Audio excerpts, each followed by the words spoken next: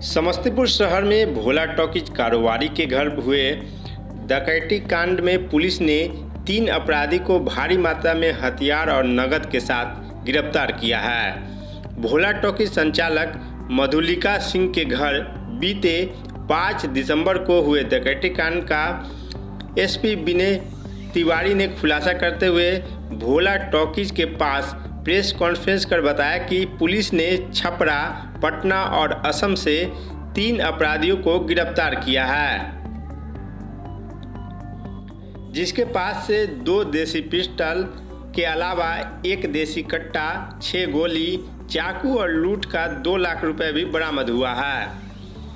गिरफ्तार अपराधी की पहचान छपरा के श्याम राय, फुलवारशरीफ पटना के दीपू कुमार, गोलाघाट असम के आयुष के रूप में की गई है।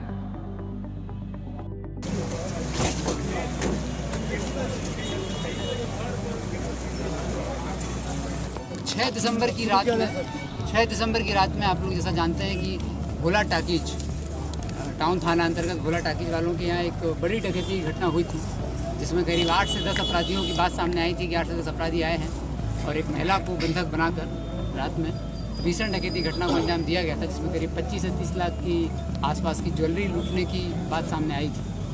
घटना के बाद SIT का गठन किया गया था और SIT अपना कार्य कर रही थी। तत्पश्चात हम लोगों ने उसमें और टीम जोड़ी। जनवरी में आने के बाद हम लोगों ने उस घटनास्थल का निरीक्षण भी किया और निरीक्षण करने के पश्चात उस घटना को उद्भेदन नहीं हो सका था, तो उसमें और टीम को भी जोड़ा गया। तो करीब 5 टीम इसमें लगातार कार्य कर रही थी और हम लोग घटना के उद्भेदन का प्रयास कर रहे थे। आज करीब 4 महीने बाद इस घटना का उद्भेदन हो पाया है।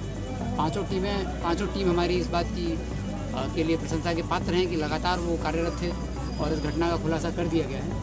इस घटनास्थल के निरीक्षण से ही हम लोगों को स्पष्ट हो रहा था कि इसमें कुछ बाहर के अपराधी हैं और कुछ लोकल के अपराधी हैं, जिनके द्वारा लाइनअप दिया हो गया और जिनके द्वारा रेकी किया गया है, घटनास्थल का निरीक्षण किया गया है।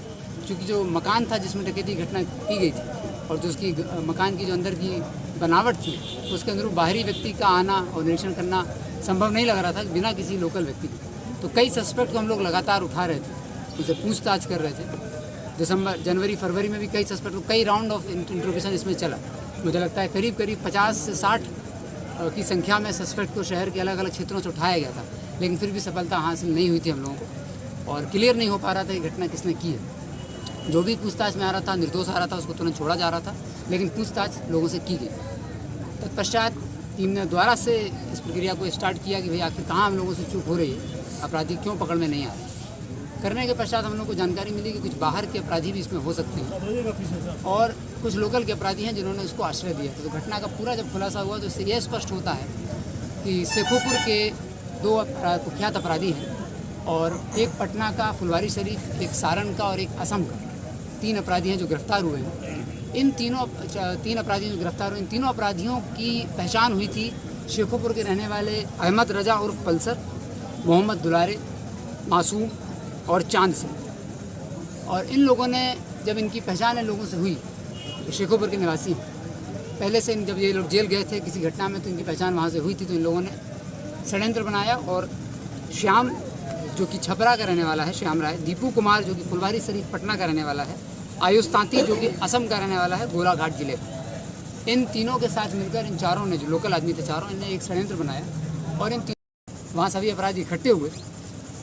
जो इन्होंने टोटल आइटम लूटा था, जो कि बताया गया था 25 से 30 लाख का ज्वेलरी लूटा गया, लेकिन अपराधियों से अलग अलग पूछताछ हुई, बहुत सहन पूछताछ हुई, तो उससे पूरी तरह स्पष्ट हो गया कि इतना अमाउंट नहीं था। अमाउंट बहुत बड़ा चढ़ा के लिखाया गया था। किसी भी तरह का बिल या कोई कैटलॉग या किसी तरह का डिटेल कोई ज्वेलरी की ये प्रस्तुत नहीं किया गया था। और अपराधियों से पूछताछ हुई तो अपराधियों ने भी स्वीकारा और ये बात भी सामने आई कि 6 दिसंबर की घटना के बाद अपराधी तुरंत नहीं भागे थे। ये 7 अपराधी जो बाहर से आए थे, तीनों यहाँ पर, इन्होंने दूसरी घटना को अंजाम देने की भी प्लानिंग कर ली थी और एक और घर की भी इन्होंने रेकी कर ली थी, हाउस डकैती की।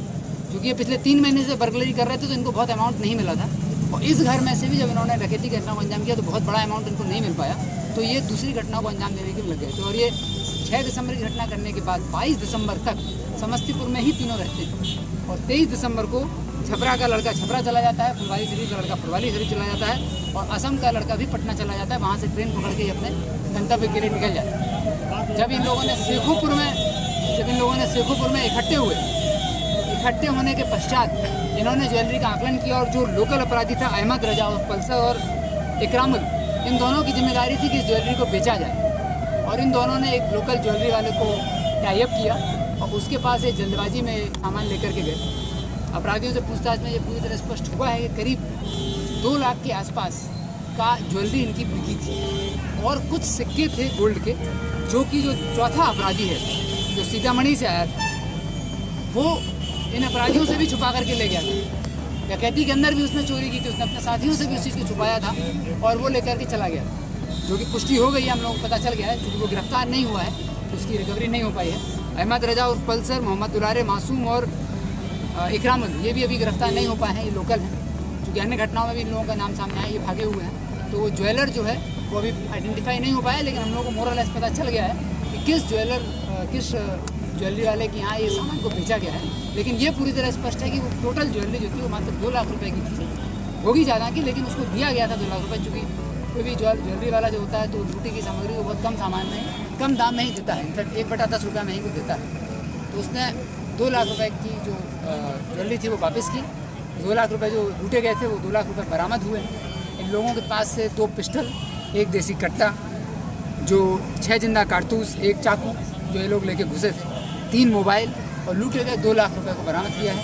इन तीनों ने इस पूरी घटना को स्पष्ट किया है। सर्दियों के समय लगातार नवंबर दिसंबर में गृह विधन की घटनाएं घटित हुई थी, तो उन 5 घटनाओं का खुलासा हो गया। साथ ही आपको याद होगा कि ताजपुर में भी एक डॉक्टर के यहाँ नवंबर लास्ट में या दिसंबर के फर्स्ट वीक नवंबर लास्ट के आसपास ही ताजपुर में एक डॉक्टर के यहाँ भी हाउस डकैती की घटना को अंजाम देने के लिए ये लोग उस घर में घुसे थे।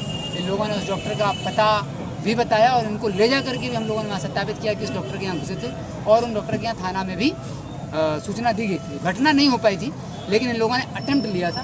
चूँकि वो डॉक्टर और उनका परिवार सजग था, उसके चलते घटना हो नहीं पाई थी, असफल हो गई थी, लेकिन ये लोग वहाँ गए थे। वहाँ भी एक लोकल अपराधी है जिसने लाइनअप किया था, वो भी अभी हम लोगों को पता चला है, उसकी भी छापेमारी की जा रही है, तलाश की जा रही है।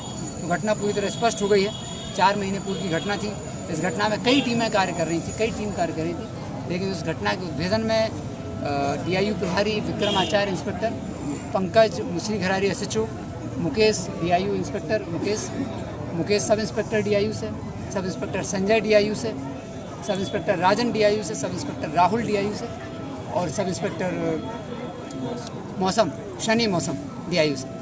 इन सभी लोगों का अभूतपूर्व योगदान रहा है। किसी भी घटना का 4 महीने बाद उद्भेदन होना असंभव सा होता है, लेकिन इस टीम ने वो करके दिखाया है। इस टीम ने पहले दिन ही इस घटना को चुनौती के तौर पर लिया था। जिस दिन हीरा ज्वेलर्स की घटना हुई थी उसी दिन ये घटना हुई थी, आगे पीछे की बात है। तो हीरा ज्वेलर की घटना का इसी टीम ने उद्भेदन किया था और ये टीम तभी से इस घटना के उद्भेदन के लिए प्रयासरत थी और इस पूरी टीम को रिवॉर्ड दिया जाएगा, इसको सम्मानित किया जाएगा आगे चल के। और हम लोगों का प्रयास है कि जो अपराधी पकड़े गए हैं इनका शीघ्र ही न्यायालय में चार्जशीट दाखिल करा के स्पीडी ट्रायल करा के 1 महीने का लक्ष्य हम लोगों ने रखा है। SHO टाउन जो चंद्र प्रसाद गौरी जी हैं, इनको लक्ष्य दिया गया है कि 1 महीने में अन्य अपराधियों को भी गिरफ्तार करके चार्जशीट दायर करके 1 महीने के अंदर इन अपराधियों को सज़ा दिलाई जाए, ताकि एक स्टेब्लिश हो कि भाई ऐसी बड़ी घटना होने के पश्चात 1 महीने में सज़ा हो। तो हम लोग इसका 1 महीने बाद फिर इस घटना का परीक्षण करेंगे कि ये घटना महीने में क्या प्रोग्रेस